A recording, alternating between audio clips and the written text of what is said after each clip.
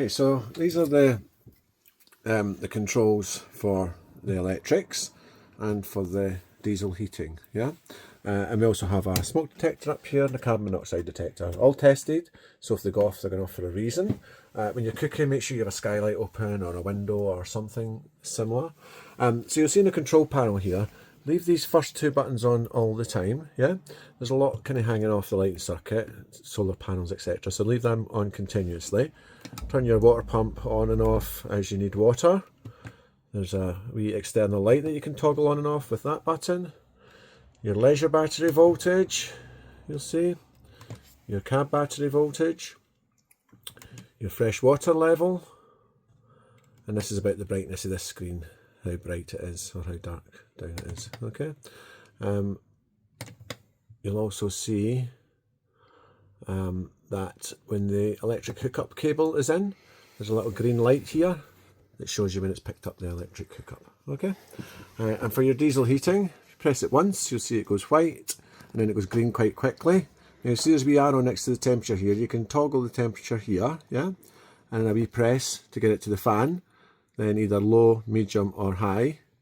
Press it once more, and then there's another wee press. And once you get to the infinity sign, it literally stays on until you turn it off. Okay? And then when you go to turn it off, press it once, you'll see it goes white, it winds down over a couple of minutes, and then it fully shuts down. Okay? So for the fridge, so it's a three-way fridge, so it either works on electric, on gas, or when you're driving from A to B. So what happens is when you pick this up, it's set to the auto function, which means that it should pick up automatically whatever source is available.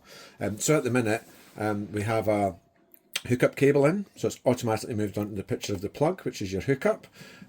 If you didn't have a hookup and you were using gas for the fridge, if you're welding or at a campsite that didn't have a hookup, it would automatically jump onto the wee picture of the flame, which is your gas setting.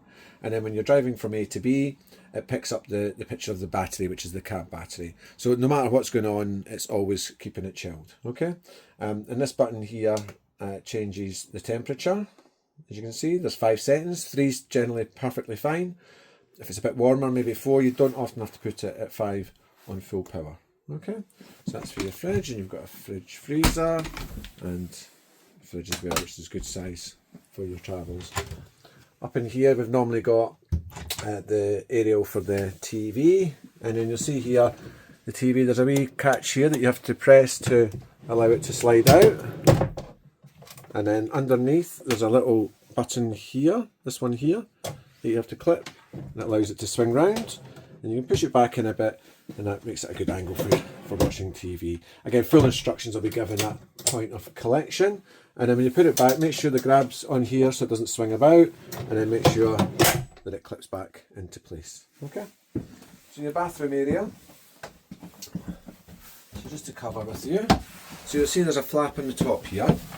And then there's a lever down here that I mentioned outside. So at the minute it's closed. So what you do before use, slide it over to open it up, and you'll see that the flap opens up.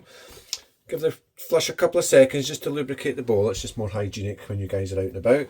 And then once you've finished using it, make sure all the water's run off after the final flush, and then close it again when you're not using it, or for travel. Obviously when you're not using it to get rid of unwanted odours. And when you're travelling, you don't want any spills. Okay. And in this cupboard, when you pick it up, your toilet chemicals, cleaning things and so on will be in there, but we'll cover all that at point of collection. And your toilet rolls will be in the little cupboard at the back here. And the shower is separate, which is a good size, as you can see. And for travel, there's a little grab on this door, so put this on for when you travel, just to stop the door swinging back and forth, which can be quite a distraction when you're driving. And then at the back here you have your cupboard. So same on both sides, plenty of storage for your belongings. And there's also an access door into the garage on this van, which is very handy also. Okay. So just to cover the fridge, the kitchen area. So we've got a fire blanket here. In case of any pan fires. There's a powder extinguisher just inside the door for everything else. and you'll see it has a glass lid on it here. So you've got a hot plate, which only works on electric hookup, of course, because it needs electric, and then you have 2 gas burners as well. So you'll see that it's just like a normal oven and hob. So if you push it in, as you turn it, spark it. I don't have a gas bottle in at the minute, but you push it in, hold it, spark it, it'll light, give it a few seconds like you would at home, and it'll stay lit. And the same for the oven and grill. So the oven this side, grill this side. Same idea, keep it pushed in, spark it to light it, hold it a few seconds. And on the grill side, when you've got the grill on, you can't shut the door or it cuts it off for safety. So you just have the door at this level for the grill. And make sure, if you're using the oven or the grill, that you pull this little slide out here. What it does is it stops these buttons getting really hot and melting, which can cause problems with lighting and so on. So just make sure you pull that out. So in the cupboard above the sink here, you'll see you've got 2 switches up here. So these are for your heating, yeah? Sorry, for your hot water. So the one at the back here with EL written, that's for when you're on electric hookup, yeah? Generally up to the top's fine, it's like 40 degrees, but it's kind of hot enough for most things. Or if you want it really hot, you can put it down at the bottom and it heats it to 70, okay? It's the same idea with the gas, on the gas side if you're welding, you don't have a hookup. The only difference is when you flick it down, again, we don't have a bottle in at the minute, but you get a wee clunk to let you know it's picked up the gas. And then just after a couple of minutes, just double check there's not a little red light here, because you can sometimes get that if there's like air in the gas flow.